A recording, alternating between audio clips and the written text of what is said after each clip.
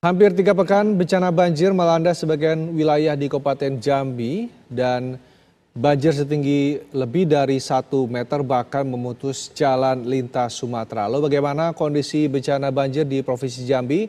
Kita tanyakan kepada Arizal Antoni yang berada di lokasi. Arizal, apakah jalan lintas Sumatera masih terputus di wilayah Provinsi Jambi?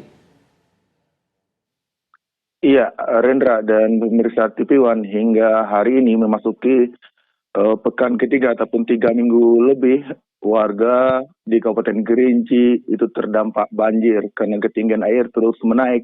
Yang sebelumnya banjir yang menggenangi seluruh wilayah dan saat ini sudah menghadap ke hilir wilayah Kabupaten Kerinci.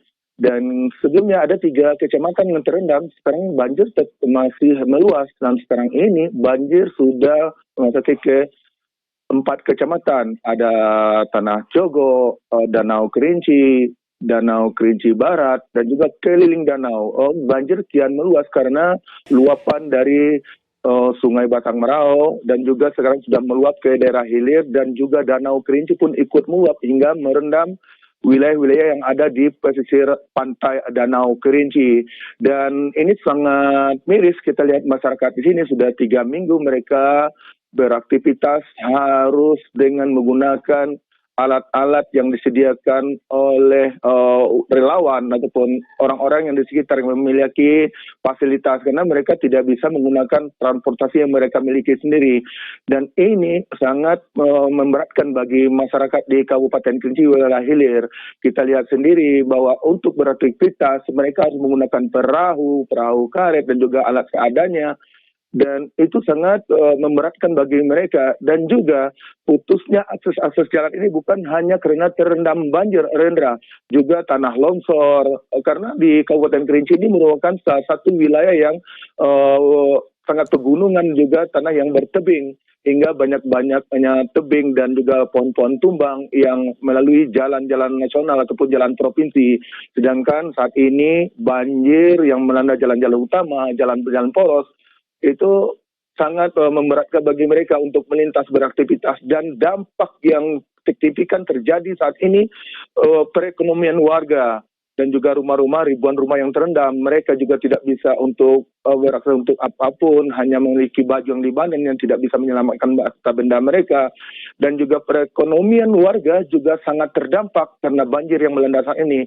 Dan dari data-data yang saya himpun itu ada ribuan hektar sawah warga yang siap panen itu tidak bisa dipanen hingga mereka bisa gagal panen.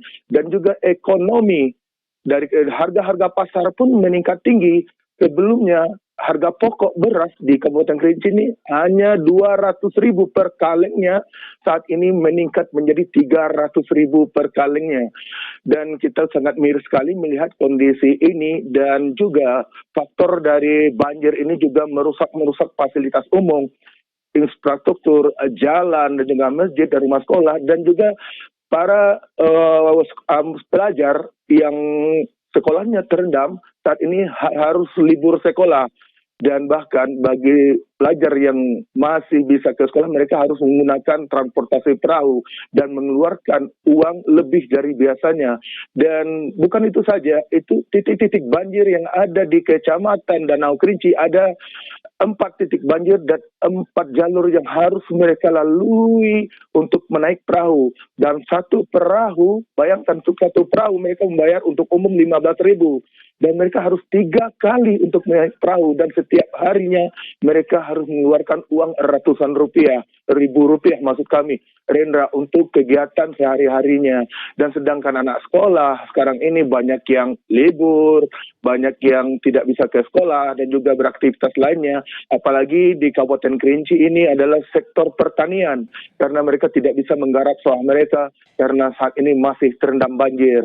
Dan ini kita berharap ada langkah-langkah konkret dari pemerintah Kabupaten Kerinci dan Kota Sungai Penuh untuk mengatasi kejadian-kejadian banjir ini jangan terulang kali untuk terjadi di Kabupaten Kerinci. Kita tahu setiap musim penghujan Kabupaten Kerinci yang dilintasi oleh Batang Merau yang merupakan sungai yang terpanjang di antar Kabupaten Kerinci dan Kota Sungai Penuh ini selalu terendam banjir, dan kita berharap ada langkah-langkah konkret yang dilakukan oleh pemerintah daerah. Rendra. Baik, terima kasih Arizal Antoni mengabarkan langsung dari Jambi. Selamat bertugas kembali.